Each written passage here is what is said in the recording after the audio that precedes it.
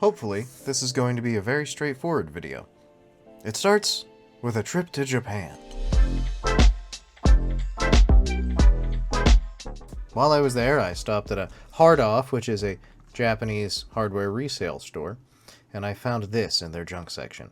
It was 1,650 yen after tax, which is about $11.40 something cents.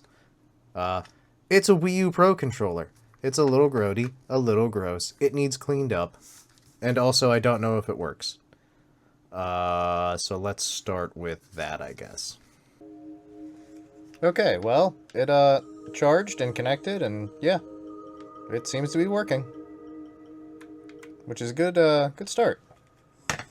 So now we just gotta clean it up. Okay. The first thing I want to do is replace the thumbsticks, just because they're kind of grody and gross. I ordered a 10-pack of replacements, which I have here. Look, identical. So the first thing we gotta do is take this bad boy apart. I'm gonna use this nice little tri-wing screwdriver that I have. You know what I should do? I should take the battery out first, that'd be smart.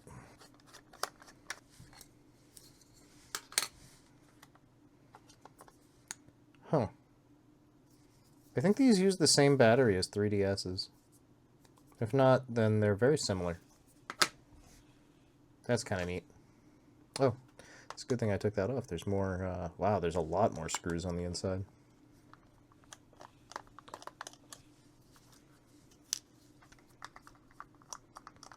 The other thing that's nice about these is the fact they lasted, like, forever on a charge. If after I use this for a while it turns out the battery is garbage, I can just replace it too. It's one screw. So that's kind of nice too. 8 screws to hold this thing together. Well, let's see.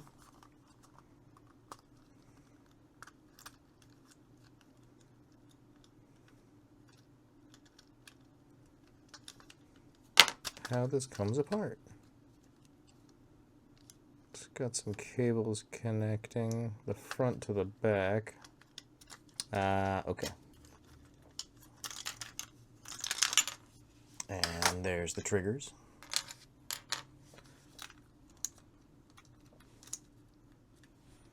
There we go. Alright, let's get...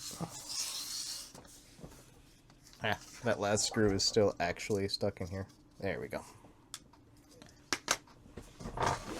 Now, looks like we have some regular Phillips head screws.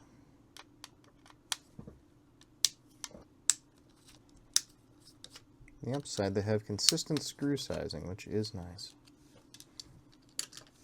Okay, any luck now? Yep, looks like we can get the board and the single rotation motor out. It's so weird that it doesn't have two. Okay.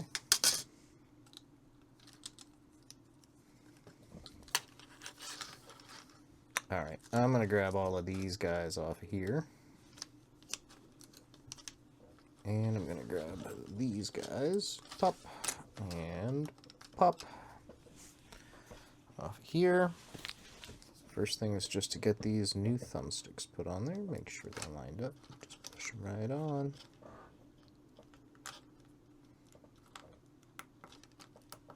Okay. Now, the internals on this are super clean, which is really nice. Don't have to worry too much about that. I have all the membranes here, which is good.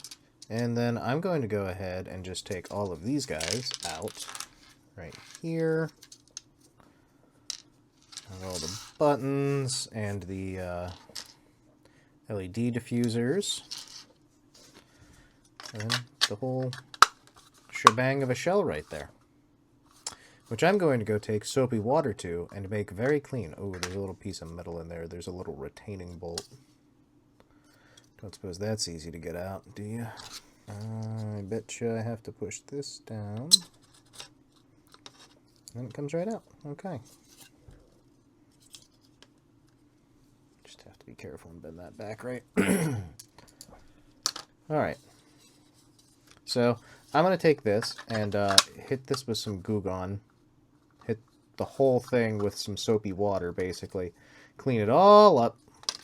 Make it nice and clean. Got the new thumbsticks in already. That was quick. And I'm going to clean up all the buttons, too, and the membranes. They're not really that dirty, especially considering I pulled them out of literally a junk drawer. But if I've got it apart and it takes an extra 5 seconds to clean it, I might as well just clean it. So that's what I'm going to do. And it's plastic, so you can use isopropyl alcohol, but as long as it's not contacting the electronics until it's dry and clean, it doesn't matter if you use just soapy water. And the soapy water is going to be better for the plastic than isopropyl. Isopropyl can dry out plastics very badly. I don't know if that makes them more brittle over time or anything, but I do know that it dries it out, and I don't want that. So, okay, I've prepped some soapy water, and yeah, we're just gonna throw all this in. Bam! And we're just going to use one of these brushes and basically go bit by bit and scrub it down, make sure it's nice and clean. The way I'm going to do this is I'm just going to scrub it, set it on here whenever it is done being scrubbed, and then I will later take it to a sink, rinse it off to get all the suds off of it, and then again lay it back out to dry again. Go ahead and watch Band of Brothers while I do this part, since audio is not really necessary.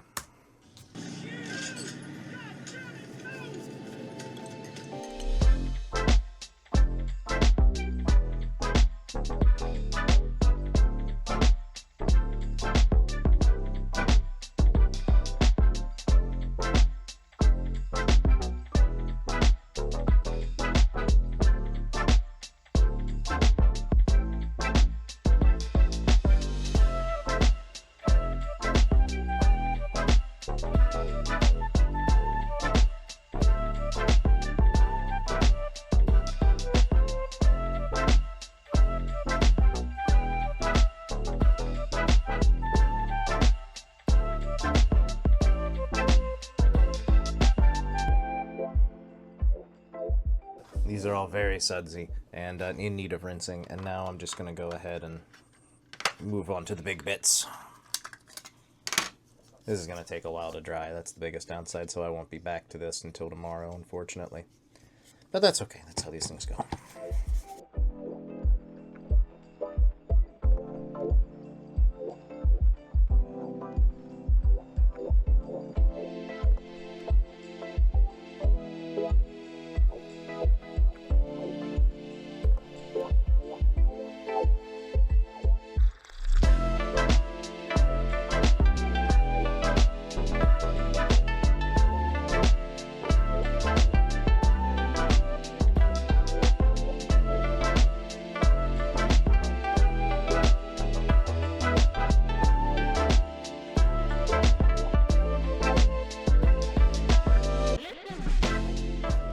Okay, that's everything all sudsy. I'm going to go get rid of this water, and I'm going to then rinse all of this off.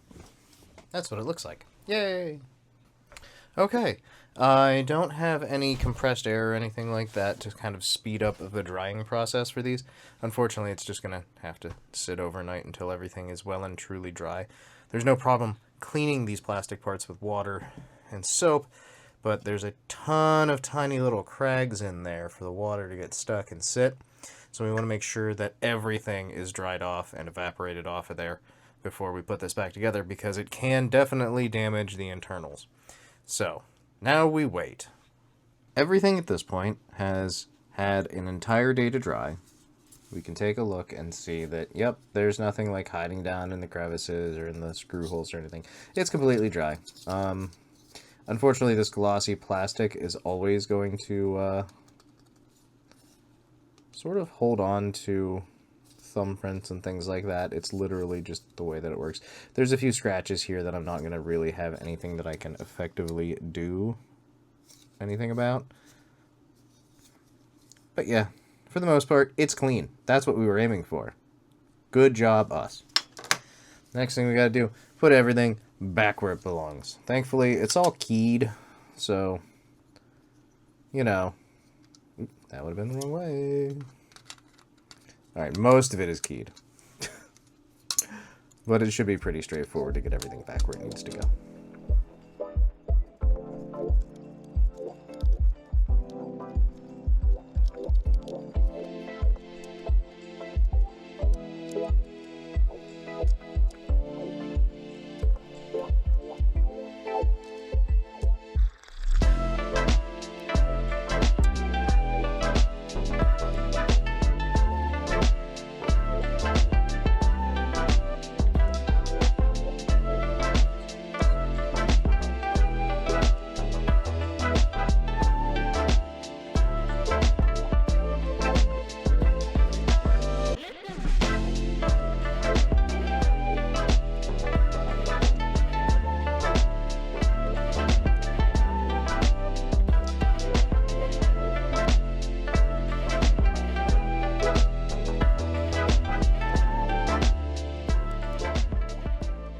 Ha.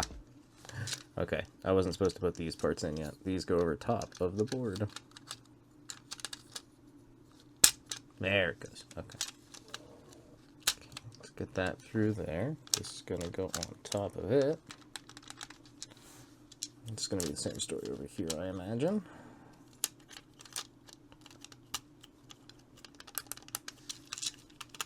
Now,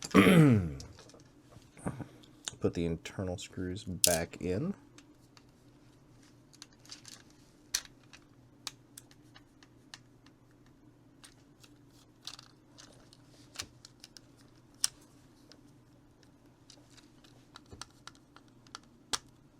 Get those thumbsticks in there. Yep, face buttons all feel good. Let's flip it over and take a look. Everything looks all right.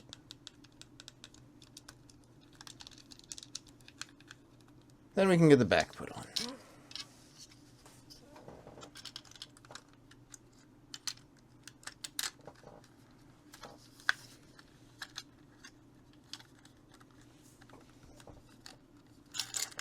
Well, maybe not.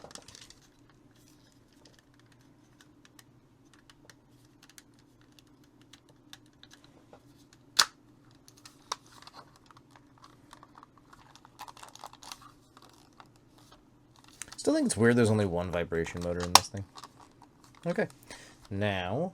Oh no, I forgot to put the locking nut here for the other screw. Shoot. Okay, well, so much for that. There we go. That got it in place. And we'll push the locking tab back to where it belongs so it doesn't come back out. Perfect. Okay, that's in place now. Okay. Now we can do these.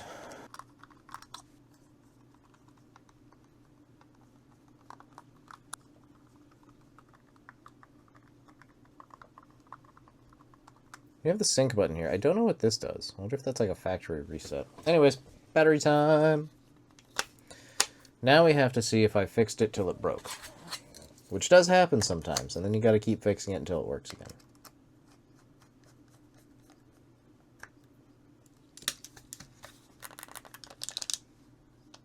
Oh, it still lights up.